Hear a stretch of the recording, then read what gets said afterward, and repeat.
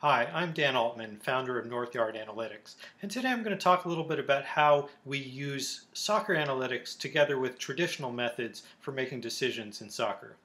Well, a lot of people seem to think that soccer analytics is somehow a substitute for things like traditional scouting and decision making in soccer clubs. That's really not true.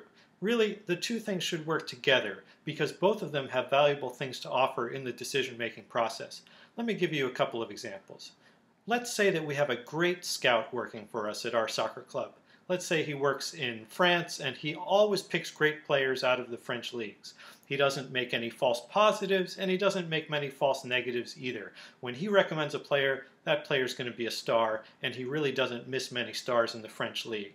This is a fantastic asset to our club, and we want to leverage that asset as much as we possibly can. He's just one person, so he can't spend his time going around all the leagues around the whole world to try and find players the way he does in France. France is where he works, but we'd like to use his expertise in the other leagues if we can. This is where analytics can help. If we create an algorithm that will use data to select players the same way our scout does, so that if it uses data from the French league, it would pick exactly the same players as our scout did, then we can use that same algorithm in data from other leagues around the world to try and select players just the same way that our scout would. So it's as though we've cloned our scout and we've sent him out to all those other leagues to try and select players the way he does in France. This is a tremendous way that analytics can make some of our traditional tools more powerful. But there are other ways as well. Imagine, for example, that we have a scout who does make some false positives and some false negatives when he chooses players.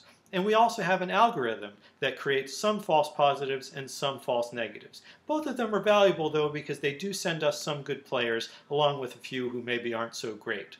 Now, even though they might have the same rates of false positives and false negatives, if they actually selected different players, then we could use them together to try and get an even finer grained selection process for players. For example, if we said that we would only choose a player if both the algorithm and the scout said that he was going to be a star, then we might be able to cut down our level of false positives and perhaps false negatives as well, so that we would use the information gleaned from these two processes to make an even more powerful predictor of a player's talent.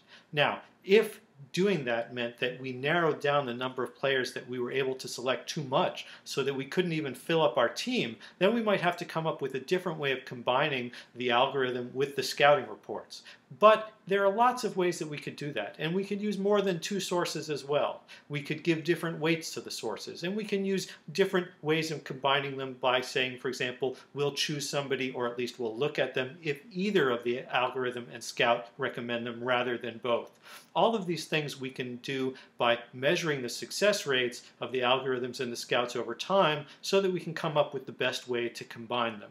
But the key here is they make each other more powerful, and using them together helps our team to make better decisions in the long term.